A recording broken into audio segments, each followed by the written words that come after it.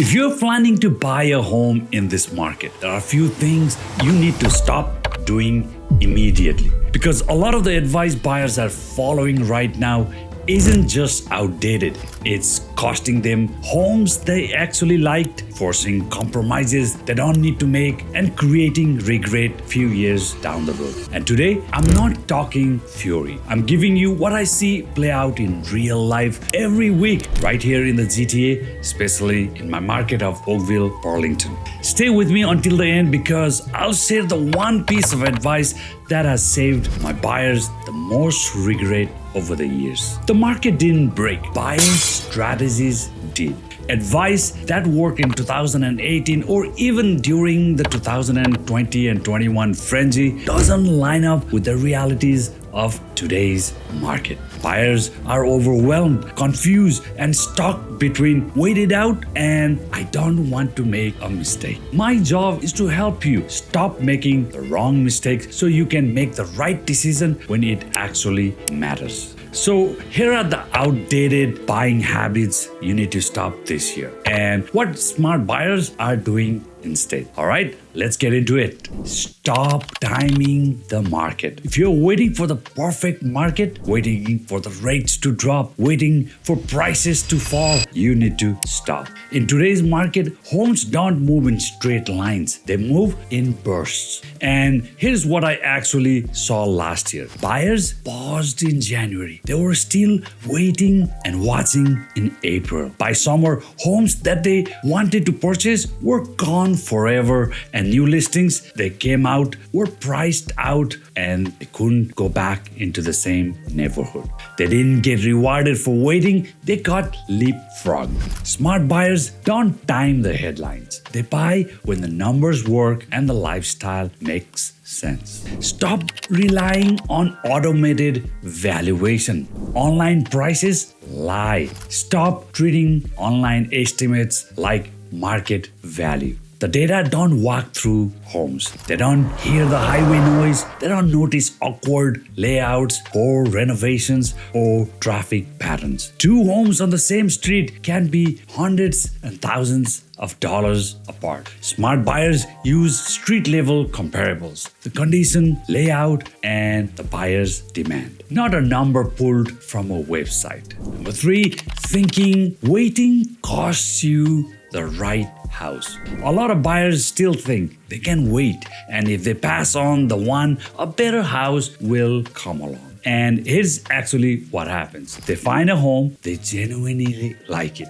The layout works, the location fits their lifestyle, it checks most of the boxes. But they are hesitant because they think something better will show up soon. And that house sells. 6 months later, they are still looking. Not because they want to, but because the one they liked, the one that fit their lifestyle is gone. Waiting didn't protect them. It cost them the house they should have actually bought. Next year, competition isn't constant, but when the right house appears, it moves fast. Smart buyers don't wait for perfect. They act when the house fits their lifestyle. And here's the part most buyers miss. Sellers are waiting too. If a seller owns a good house, well located, recently upgraded, and in the move-in ready, and they know they won't get their money back today, they don't list. They wait. So buyers wait for better prices and sellers are waiting for better conditions. And then what you get is a stalemate. Fewer good homes comes to the market,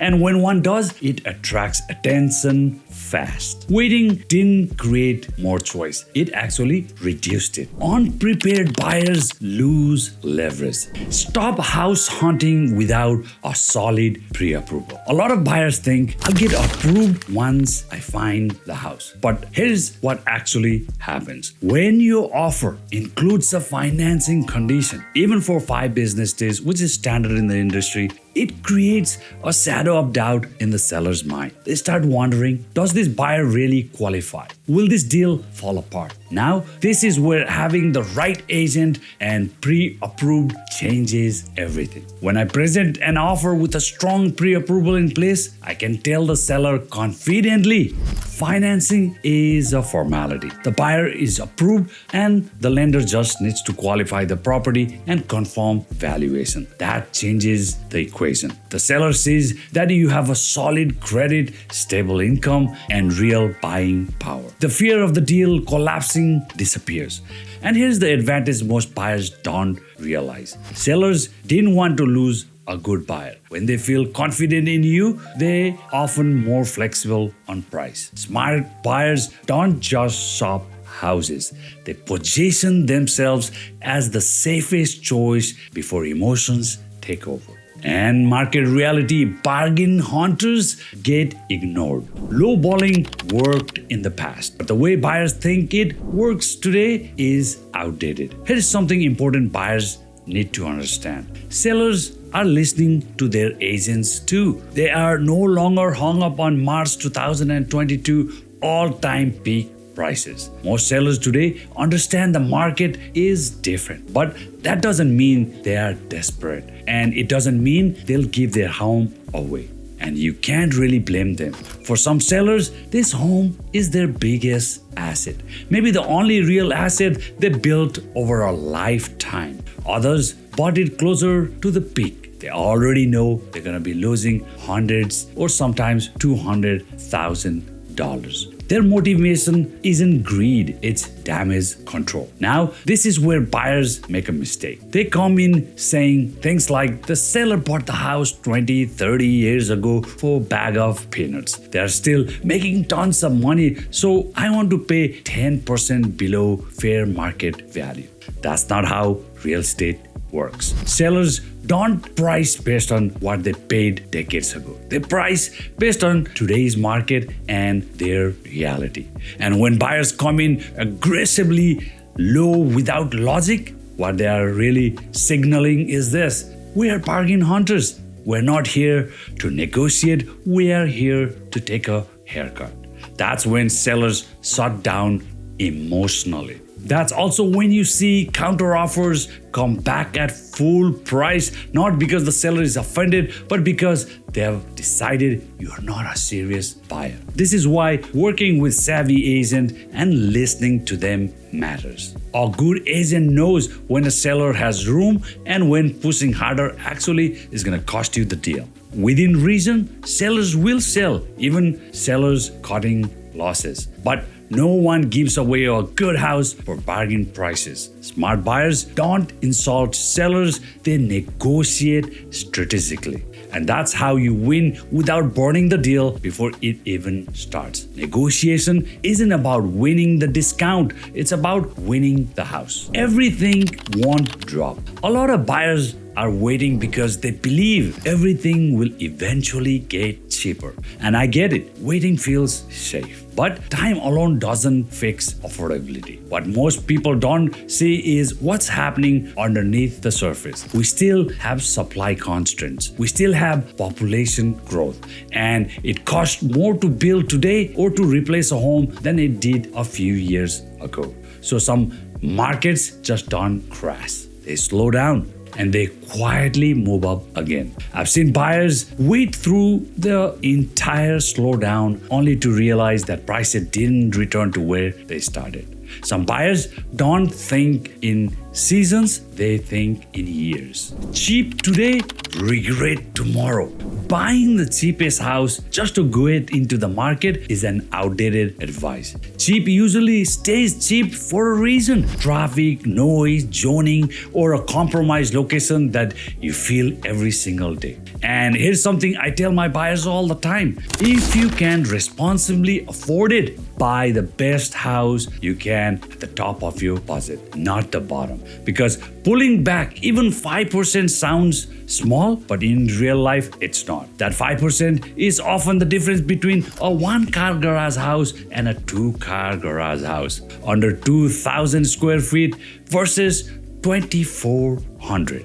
Or a layout you grow into versus one you grow out of, and I've seen that play out. 2 or 3 years later, buyers tell me, I wish we stretched when we had the chance. Especially because when the market improves, the homes you passed on didn't get cheaper. They move completely out of reach. Smart buyers don't chase the lowest price on the screen. They buy the best home they can live with long term. They move out of reach. Commute wears you down. A lot of buyers tell me, it's fine, I'm only into the office once or twice a week. And today, that might be true. But what changes isn't the job, it's your tolerance. That 45-minute commute doesn't feel bad at first. You do it a few times a week, you justify it. Fast forward 2 or 3 years later. Life gets busier, work expectations shift, kids, schedule, fatigue, it all starts adding up. And suddenly, that commute you thought was manageable feels heavy. I've seen buyers love their home and still want to move because the daily grind wore them down. Smart buyers don't buy for today's commute. They buy for the commute they still tolerate 3 to 5 years from now.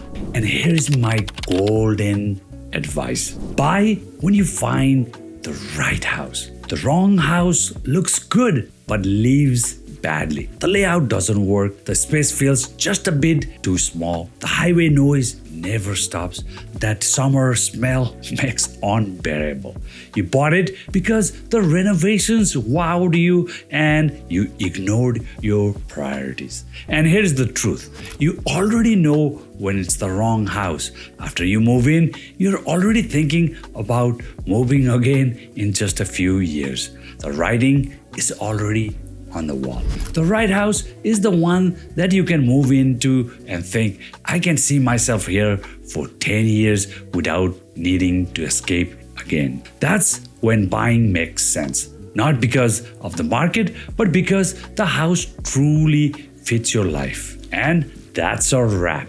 If you're buying or selling in the next 60 days or even 6 months and you want clarity, not noise, I offer a free no obligation one-on-one consultation to walk you through your situation properly. No pressure, no sales pitch, just strategy.